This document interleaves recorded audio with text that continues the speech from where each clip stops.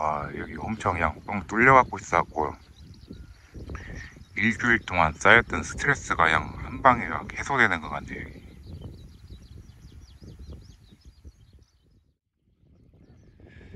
그리고 오늘은 오랜만에 또 재미로 제가 여기서 15년간 살면서 느꼈던 그런 또 한일 간의 차이, 이런 거에 대해서 조금 얘기 좀 해보려고 합니다. 자, 승현이 가족 아빠입니다. 승현이 가족 승현입니다.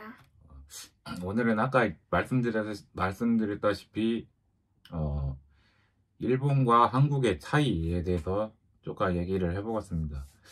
참고로 저는 지금 현재 일본 생활 15년 차 됐고 결혼한 지도 10년 넘었습니다. 지금 그 상황에서 제가 겪었던 거, 제가 여기서 겪으면서 느꼈던 거를 위주로 이렇게 말씀을 한번 드려볼게요. 그냥 바로바로 이렇게 얘기하면은 말을 저를 수가 있어가지고 제가 좀 이렇게 정리를 조금 해봤는데, 화면을 안 보고 얘기를 하더라도 좀 양해를 부탁드립니다. 일단은 오늘은 한국인의 관점에서 얘기를 하고, 다음에 또 기회가 되면은 그 일본인의 관점에서 보는 차이점도 또 찍어서 올려보도록 하겠습니다.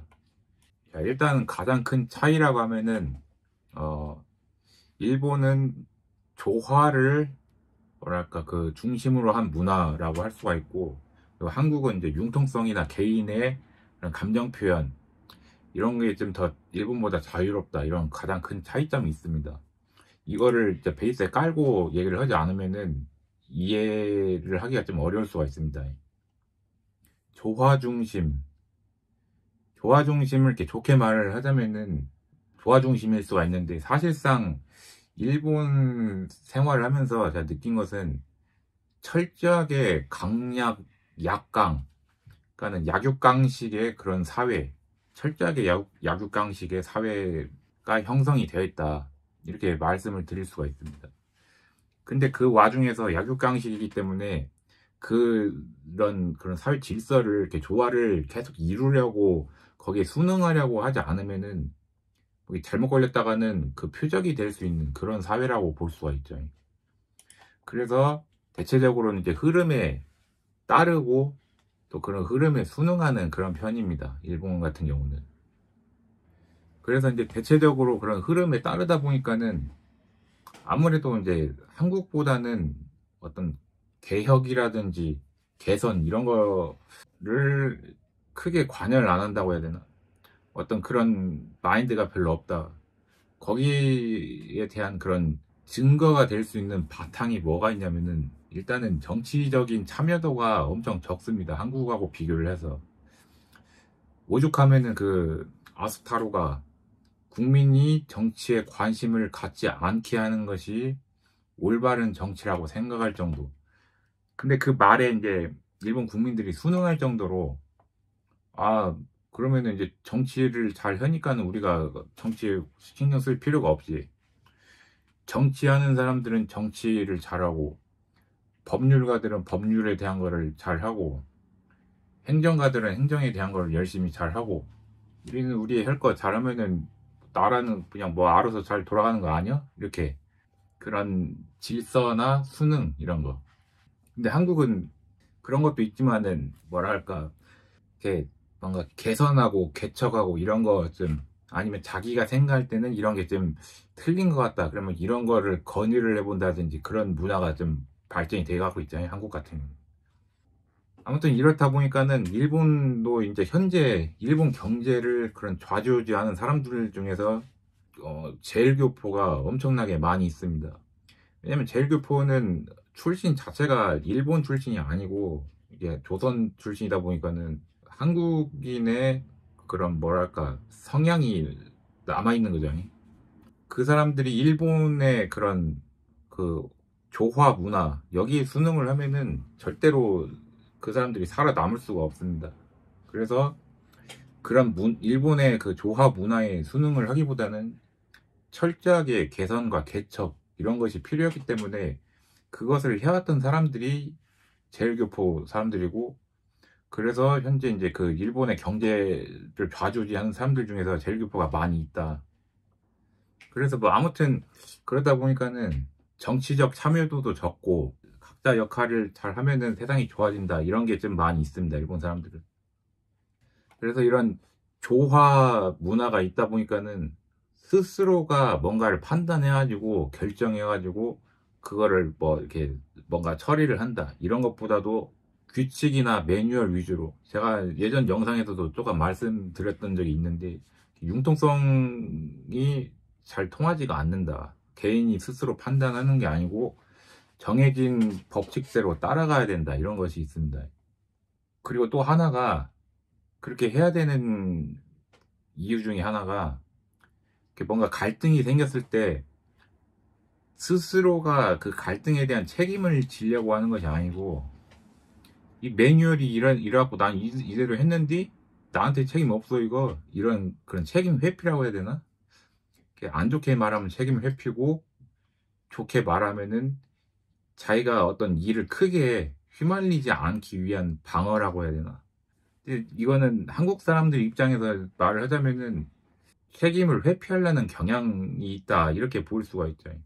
그래서 이제 여기서 제가 일본에서 겪었던 하나의 일화를 말씀을 드리자면은, 이제 일본 회사에서 또 이제 전자화를 많이 시키기 때문에 전자신청서를 작성해야 되는 경우가 있는데, 전자신청서 작성할 때 그 가이드라인이나 뭐 이런 거 있습니다. 그거를 어떤 한 사이트에서 접속을 해가지고 이렇게 딱 읽어보면은, 아, 이렇게 해서 저렇게 하면 된다, 그래서 마지막 링크 써 있어요. 그럼 그거 누르면은 한국 같은 경우는 바로 뭔가 이렇게 그 작성 폼이나 이런 것이, 아니면 작성해야 할 때 필요한 그런 프로그램 이런 게 이렇게 다운로드가 되잖아요. 근데 여기서는 그게 아니고 그거 딱 누르면은 또 그거 다운로드 하기 위한 가이드라인, 그 사이트를 들어가요.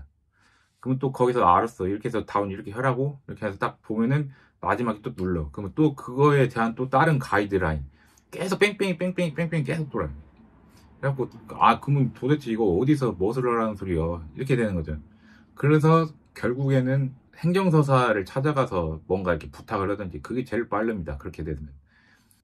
자꾸 이렇게 회피하려고 하는 그런 거라고 해야 되나, 그런 시스템이 전반적으로 깔려 있습니다. 그리고 또 하나는 그 뭔가 근본 원인이 되는 것에 대한 개선보다는 그거를 덮어갖고 안 보이게 하려고 하는 성향이 좀 강합니다, 일본 사람들은.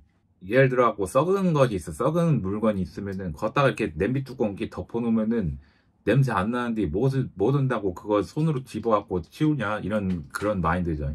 근데 한국 같은 경우는 자기 손에 무엇이 묻어, 그래도 어찌됐건 이것을 치워야지 근본적으로 냄새가 안 날 판인 게 치워야 될 거 아니야, 이런 생각이잖아요. 그러면은 손에 뭐 묻었고 냄새 나면 손 한번 씻으면 되는 거 아니야, 딱 이런 식인데, 일본에서는 이게 뚜껑을 덮어놓으면은 손 씻을 필요도 없고 냄새도 안 나고 서로 좋은 거 아니냐, 이런 마인드라고 해야 되나?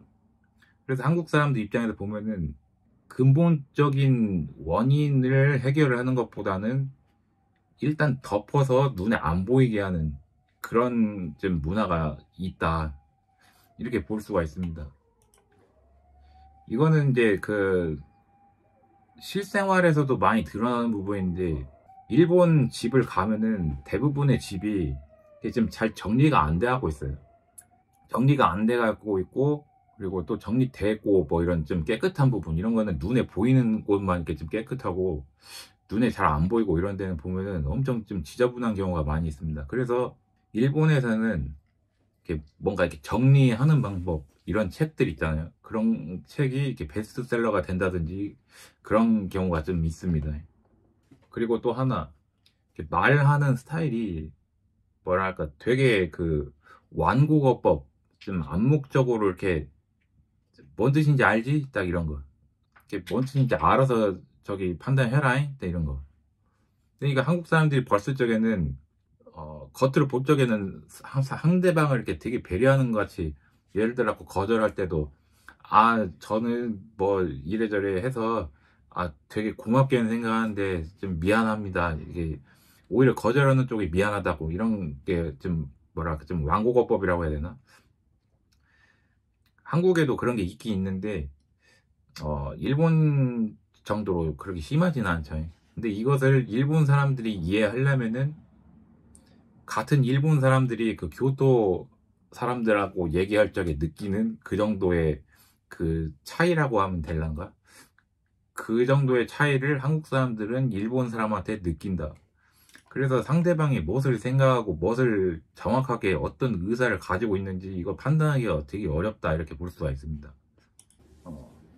일단 요 정도의 대략적인 차이가 있고 거의 보면은 여기에서 파생되는 또 짜잘한 이런 차이들 그런 것이 있습니다. 이건 옛날 세대도 마찬가지고 지금 현재 세대도 마찬가지고 특히 MZ 세대라고 하는 사람들 이것도 지금 와서 보면은 크게 뭐 별반 차이가 없습니다. 일단 한국 사람들은 되게 직설적이고 비교적 직설적이고 그리고 좀 뭔가 적극적이라고 해야 되나? 뭔가 이거 저거 있다 이렇게 하면 거기에 대한 문제에 대해서 이렇게 적극적으로 뭔가 이렇게 의견도 막 내고 뭣도 하고 이거 너가 맞네 틀리네 막 그냥 물고 뜯고 난리 나고 막 그러는데 일본에서는 그런 게 별로 없다. 자기 자신의 철학이라든지 가치관 이런 것을 타인한테 잘 얘기를 안 하고 또 정치적인 그런 어떤 자신의 견해나 입장 이런 것을 잘 표현을 안 하는 것 같아요 보면은. 특히 이제 SNS 이 젊은 사람들 많이 하는데 거기에도 보면은 그 한국 사람들은 엄청 그런 거 많이 하죠. 예를 들어 뭐 이번에 어떤 정책이 있다. 그럼 그 정책에 대해서 자기가 어떻게 생각한다. 아니면은 뭐 어떤 책을 읽었는데 거기에서 주는 철학적인 메시지가 나는 어떤 이런 식의 엄청 그런 감명을 받았다. 이런 거를 거침없이 이렇게 SNS에 딱 올려서 나는 이런 생각을 가진 사람이다. 이런 거 어필을 많이 하는데 일본에서는 그런 거 올리면은 그 주변 사람들이 불편하게 생각하는 그런 게 있습니다. 아니면은 내 주제 뭐 이런 거 내가 뭐 잘난 사람도 아닌데 이거 올려서 뭐죠? 딱 이런 그렇게 생각하는 사람들이 그런 게 좀 많이 있다.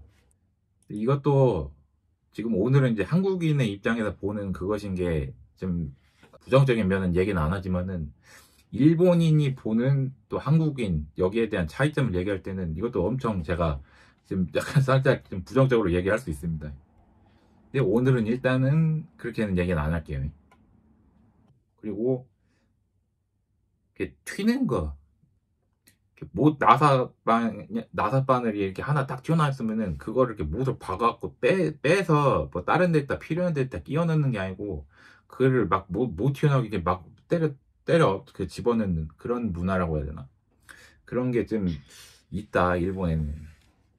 그리고 공통적인 거가 하나 있는데 일본이나 한국이나 현재 되게 개인주의 성향이 좀 많이 확산이 되고는 있습니다. 제가 봤을 적에는 그런 것 같아요. 근데 이제 그 개인주의적인 성향, 이 성향에 대한 뉘앙스가 약간 다릅니다. 한국이랑 일본. 예를 들어가지고 이제 한국은 내 스스로의 인권이나 내 행복, 그러니까 나한테 필요한 내가 무엇을 하기 위해서 이 정도의 시간이 필요하다. 이런 욜로 같은 거. 그런 거 잘 보장이 받아야 될 권리가 나한테 있다. 이런 거를 좀 요즘 MZ 세대들은 좀 그 뭔가 되게 어필을 하는 것 같은데 일본에서는 그런 뉘앙스의 개인주의라기보다는 애초에 다른 사람들하고 얽히면서 생길 수 있는 인간 관계에 대한 갈등 이런 원인이 애초에 없게 하기 위해서 개인적인 성향이 있다. 그러니까 내가 이게 울타리 쳐놨은 게 너 여기 넘어오지 말어 이런 거죠. 그런 식의 좀 뉘앙스적인 차이가 있습니다. 자 이렇게 해서 오늘은 좀 한국인이 15년 동안 일본에 살면서 본 한국인의 입장에서 본 차이점 요것에 대해서 조금 얘기를 해봤습니다. 마지막으로 애기는 또 어떤 차이점을 생각하는지 한번 물어보고 마무리하도록 하겠습니다. 한국 학교랑 일본 학교 음, 그 오봉 있잖아. 음. 그거 한국은 그 은색깔 그인데 일본은 그냥 했어.